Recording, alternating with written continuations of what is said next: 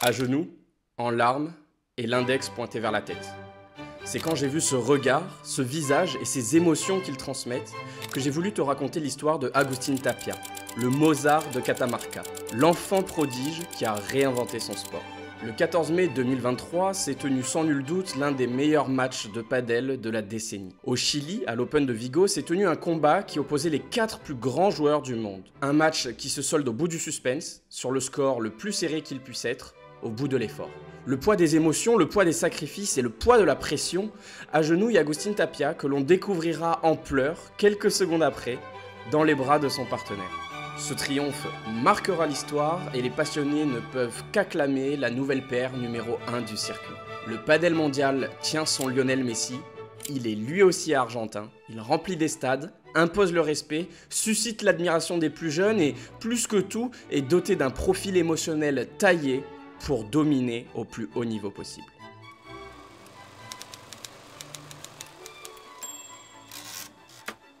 C'est en 1999, dans une province argentine de 400 000 habitants à la frontière du Chili, qu'est né le diamant brut. C'est là, au milieu des routes en terre et des montagnes gigantesques, que résonnaient les premiers bruits de raquettes de padel malmenés par Agustín Tapia. Tapia avait un talent inné, jamais vu auparavant. Une facilité déconcertante à déjà faire exactement ce qu'il voulait de la balle. Il sentait le jeu, il n'avait pas besoin de s'entraîner. Il prenait du plaisir en jouant contre sa famille et ses amis le temps que les grillades du barbecue soient prêtes. On aurait dit que Agus était né pour ça, qu'il était la représentation humaine de ce qui définissait le padel. L'histoire de Tapia, ce n'est pas celle de Fernando Belasteguin, l'Argentin bosseur affamé de victoire. L'histoire de Tapia, elle raconte comment exploiter de la meilleure des manières un don reçu à la naissance. C'est dans les pas de son idole Lionel Messi que Tapia quitta son foyer familial à seulement 15 ans pour s'entraîner à Rosario, la ville natale du footballeur légendaire. Il habite alors en face du terrain de padel où il s'entraîne et l'atmosphère y est très familière. Là-bas, Agustín apprend la rigueur d'un professionnel. Car bien qu'il dispose d'un talent inné, il fallait se mettre dans les meilleures conditions pour optimiser les chances d'en faire le joyau de son sport. C'est en Argentine, pendant cette période esselée, qu'il a forgé son identité. Une personnalité discrète qui explose et se met en transe lorsqu'il foule les pistes de padel. Malgré son talent naturel, Agustín Tapia est timide, réservé, imprévisible, ce qui lui vaudra d'ailleurs le surnom de Poussin de Catamarca. Tapia reflétait surtout l'espoir pour l'avenir, cette onde de choc de renouveau qui allait tout balayer sur son passage. Jouer contre Agustín Tapia, c'est te demander à chaque point à quelle sauce tu seras mangé. Agus est imprévisible, capable de remporter un point par n'importe quel coup de génie. Tapia et son violon sont capables de transformer n'importe quelle partition chaotique en une douce symphonie rayonnante.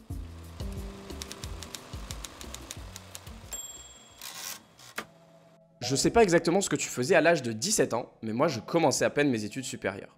Tapia, lui, c'est devenu le numéro 1 du circuit argentin. On parle du deuxième plus gros pays de padel au monde avec plus de 2 millions de pratiquants chaque année. Pour te donner un ordre d'idée, c'est quasiment autant que le nombre de pratiquants de football en France en 2024. Bah Tapia, c'est le numéro 1. À 17 ans. Normal.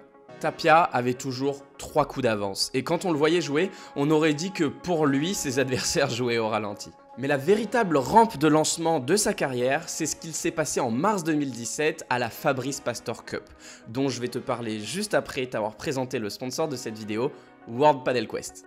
World Padel Quest, c'est tout simplement le plus gros tournoi de padel amateur au monde. T'as des phases départementales et régionales, t'as plein de catégories différentes en fonction de ton sexe, de ton âge et de ton classement, donc t'es sûr de jouer contre des gens qui ont le même niveau que toi.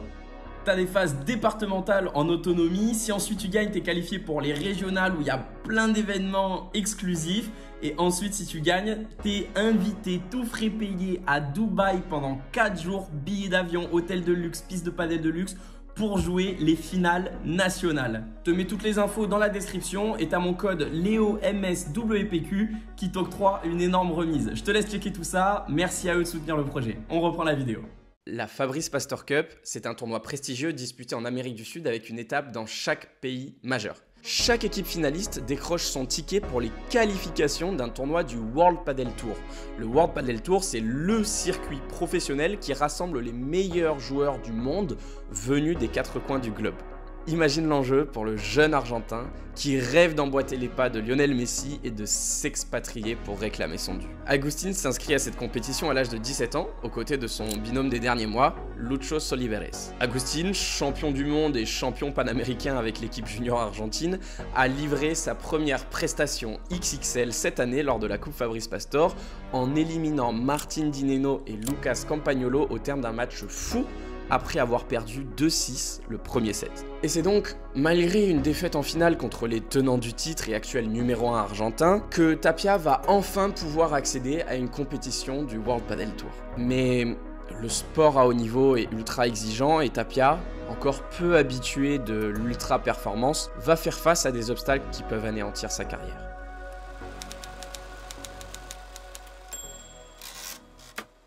Peu après avoir dominé la scène argentine et après des adieux déchirants, Agus quitte une fois de plus sa terre natale, ses proches, familles et amis pour s'envoler à 10 000 km de là et s'installer à Barcelone, terre de padel, où il sera entraîné par Pablo Crossetti. Déjà à son arrivée, Tapia fait parler de lui. Le garçon timide et réservé en dehors se métamorphose une fois sur la piste, comme si c'est lui qui avait créé ce sport. Et c'est d'ailleurs un peu le cas, Tapia réinvente le padel de match en match. De nouveaux coups sortent de son chapeau, de nouvelles symphonies retentissent à chaque fois qu'il touche la balle. Le Mozart de Catamarca donne du fil à retordre au coach qui l'encadre. Comment rendre les exercices plus durs? Comment avoir la sensation de faire travailler cette pépite pour qui tout paraît si simple? ¿Cómo le ponemos las cosas difíciles a este chico? Porque le poníamos cualquier cosa adelante y la superaba, ¿no? Le 27 mai 2017 démarrent les qualifications pour le tableau principal du World Padel Tour du Real Club de Polo. Agustín et Lucho sont donc invités par Wildcard grâce à leurs performances passées et sous le regard confiant de Pablo Crossetti, déjouent les pronostics en gagnant leurs 3 premiers matchs de qualification. Mais ces performances se payent. Et la monnaie d'échange de Tapia à ce moment est une déchirure abdominale qui ne cesse de s'aggraver à chaque match disputé. La douleur était telle qu'il n'attendait qu'un geste réconfortant de son coach pour déclarer forfait. Mais il n'en était rien pour Pablo Crossetti, qui a fait comprendre à Tapia que son immense talent devait s'accompagner d'efforts et de sacrifices s'il souhaitait faire en sorte que la prophétie se réalise. Au bout d'un effort alors irraisonnable, Lucho et Tapia gagnent leur 4e et dernier match des qualifications pour se hisser en tableau principal du World Padel Tour, à 17 ans.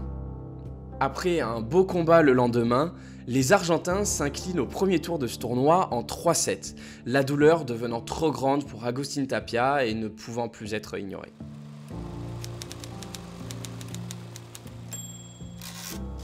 Avant d'écrire sa propre symphonie sur le padel mondial, Agustín Tapia a d'abord joué sous la baguette de 2 chefs d'orchestre. Fin 2018, la pépite de 19 ans reçoit un appel qui va changer sa vie. Juan Martín Díaz, légende du padel avec 13 années consécutives à la première place du classement mondial, l'invite à former une paire pour la saison 2019, un peu comme si le passé donnait une leçon de tempo au futur. Avec lui, Tapia apprend à respirer entre les accords, à poser son jeu. Mais Tapia n'apprend pas à gagner. Juan Martín avait à l'époque été mis de côté par son partenaire Belasteguin qui craignait être freiné par de potentiels pépins physiques de son partenaire et il avait vu juste. Juan Martín Díaz est contraint de s'écarter des terrains au bout de 4 mois de collaboration avec Tapia. 4 mois qui n'auront pas suffi au prodige de remporter le moindre titre, sa meilleure performance étant un malheureux 8e de finale. Mais tu te doutes que l'histoire ne s'est pas arrêtée là, parce que sinon je serais pas en train de te parler, puis on n'a toujours pas vu Tapia en pleurs avec le doigt posé sur son crâne. Donc blessure de son partenaire fin avril, la saison est terminée pour Tapia qui en profite pour s'entraîner encore plus fort dans son coin, bien loin des projecteurs. Et en août, la nouvelle tombe. Fernando Belasteguin, l'athlète argentin qui a régné sur son sport pendant 16 années consécutives, propose au petit prodige de partager la piste avec lui. Et là, c'est le début de la fin. Enfin, le début du début quoi. Le 9 septembre 2019, Tapia devient officiellement le plus jeune joueur à remporter un tournoi du World Padel Tour, ainsi que le plus jeune joueur à être nommé MVP lors d'une finale dans ce même tournoi. Agustín Tapia, el Mozart de Catamarca con 19 años. Pendant 2 saisons, le plus jeune et le plus vétéran du top 10 du World Padel Tour jouent ensemble et terminent à la 4e place des meilleures paires au monde en 2020. D'ailleurs, début décembre 2020, les Argentins annoncent leur séparation en fin d'année civile. Il leur reste alors un seul tournoi à jouer ensemble, le plus gros de l'année. Le Master Finals du World Padel Tour se jouera à Minorque. Le parcours de la paire argentine dans ce tournoi est irréel. Ils sortent tous les favoris de la compétition, tour après tour. Un seul obstacle reste sur leur chemin. Alejandro Galán et Juan Lebrón, incontestable numéro 1. 6 majeurs remportés en 2020. Leur pire performance, c'est une défaite en demi-finale cette année. Galán et Lebrón, fin 2020, c'est un rouleau compresseur lancé à 100 km/h qui écrase tout sur son passage. ¡Ahí lo tienen! ¡Son maestros! ¡Son maestros! Tapia devient le plus jeune joueur à remporter une finale du World Padel Tour Master, comme un ultime cadeau, une ultime transmission de savoir, un ultime élan insufflé par la légende vivante du padel Bela, quelques heures avant leur séparation officielle. Cette collaboration remarquable offre à Tapia de nouvelles opportunités, et c'est au tour de Pablo Lima, le Brésilien ayant été numéro 1 3 années de suite avec Bela, de partager la piste avec Tapia. Cette association lui permet de jouer à gauche, sa position de prédilection, puisque Lima est un gaucher qui ne peut jouer qu'à droite. Ce duo épique lui permet d'accumuler de nouveaux titres et d'être récompensé par le trophée Elias Estrella, qui récompense la révélation de l'année sur le circuit du World Padel Tour, ainsi que par le titre de MVP lors de l'Open Las Rosas Dames Madrid 2021. J'ai fait vite pour Pablo Lima et je vais être concis également pour son prochain partenaire parce que le meilleur est à venir et que la suite vaut vraiment la peine d'être racontée. En 2021, Tapia s'associe à son compatriote Sanyo Gutiérrez, formant ainsi la paire numéro 3 du World Padel Tour. Leur partenariat a commencé fort, avec 4 tournois joués et autant de finales. Ensemble, ils remporteront au total 6 titres, dont l'Estrella d'Amreus Costa Dorada Open 2022 contre Ale Galán et Juan Lebrón, ainsi que 3 finales contre la paire numéro 1. La même année, Tapia s'est donc imposé contre l'un des meilleurs joueurs du monde. Il commence à sérieusement scorer et surtout il trouve une régularité qui fait l'étoffe d'un champion. Il lui manque simplement une étincelle.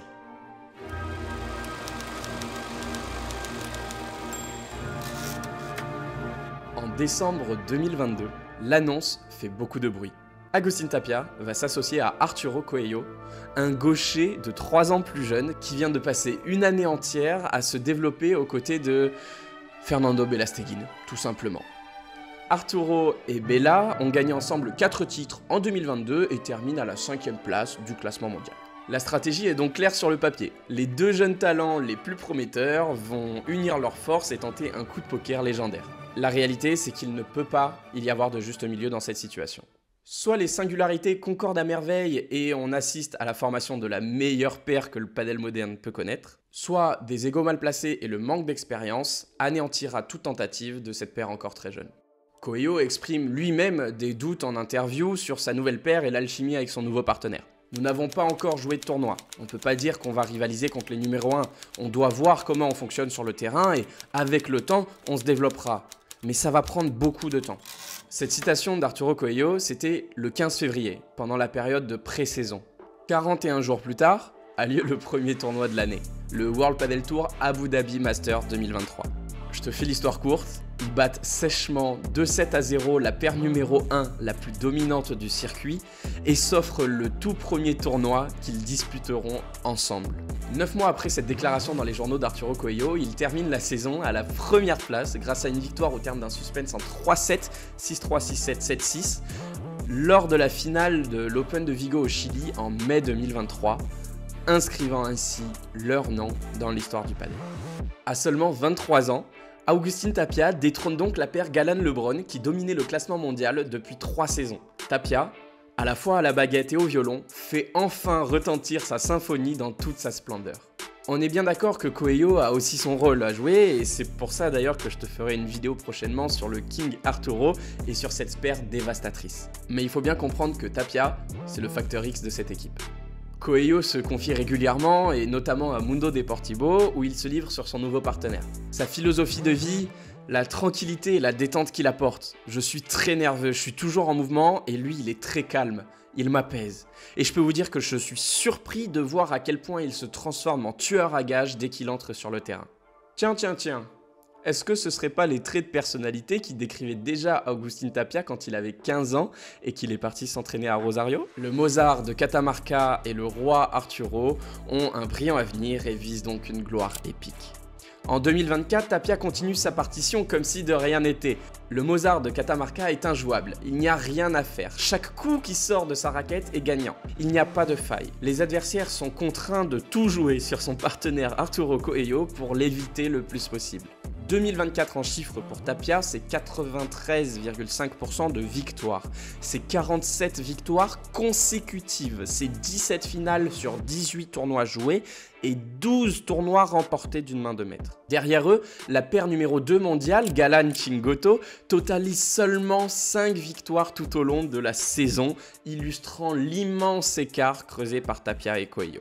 Mais malgré cette période d'ultra-domination, quelque chose cloche lors du dernier trimestre 2024.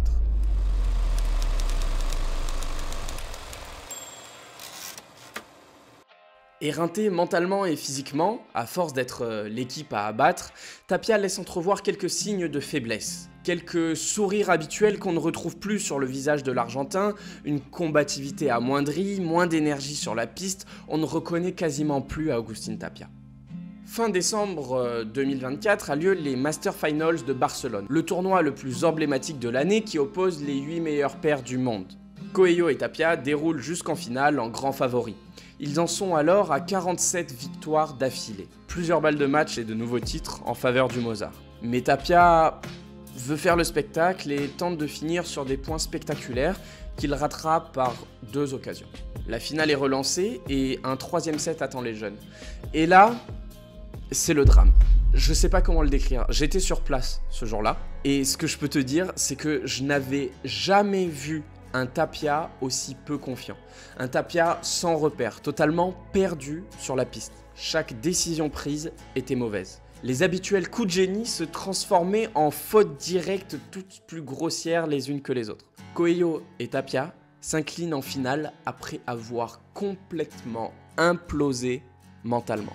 Quelques semaines après, en 2025, le second tournoi de l'année sera peut-être celui de trop pour Agustín Tapia. Il fait ses apparitions strappé de rose et bleu sur tous les doigts de la main. On apprendra plus tard qu'il souffrait d'une rupture partielle du ligament du 4e doigt. Et on ne reconnaît plus le Mozart sur la piste. Plus de puissance dans ses smash légendaires, un revers considérablement affaibli, beaucoup moins d'envie sur la piste. Comme si la flamme avait disparu, comme si on avait retiré la pile qui alimentait le génie depuis tout petit. Quelques jours après, Tapia est éliminé dès les 8e de finale à Santiago de Chile et signe sa pire performance depuis plusieurs années. C'est la goutte de trop pour l'Argentin qui décide alors de prendre son destin en main.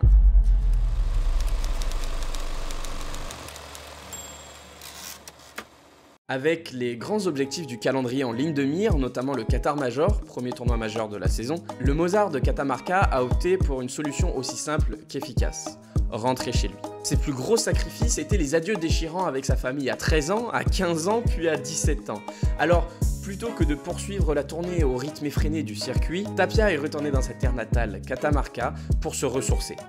Il y a trouvé le refuge idéal, entouré de sa famille, de ses amis et des racines qui l'ont vu grandir en tant qu'athlète et en tant qu'homme.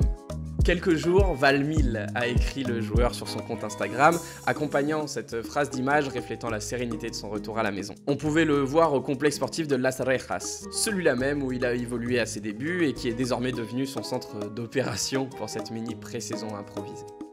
À Catamarca, Tapia s'est pas contenté de se reposer. Il a également continué à travailler, mais à faible intensité, sous la supervision de son entraîneur Martin Canali, avec des séances sur mesure pour soigner sa blessure et parallèlement rester en forme pour les prochains matchs. Le compte à rebours a commencé, Mozart accorde son instrument pour composer à nouveau sa plus grande symphonie et le Mozart de Catamarca est officiellement de retour pour jouer ses plus beaux accords et bat la paire numéro 2 mondiale Chingoto Galan en finale du Major. Tapia n'est plus blessé et peut à nouveau pleinement s'illustrer comme un phénix renaissant de ses cendres. Agustín puise son énergie auprès de sa famille et de ses proches, comme si ses batteries ne pouvaient être rechargées que par des personnes qui l'ont construit. Avec beaucoup de talent et d'efforts, Agustín n'a eu qu'à s'occuper de la chose la plus importante, celle qui ordonne et structure le reste, l'esprit. Son index sur le front est un remerciement pour l'équilibre qu'il lui procure, pour le sang-froid qu'il parvient à conserver dans les moments de tension maximale. Quand il gagne, pour lui, il n'y a pas de bruit ni d'accolade. Il y a d'abord le silence, l'émotion, la gratitude.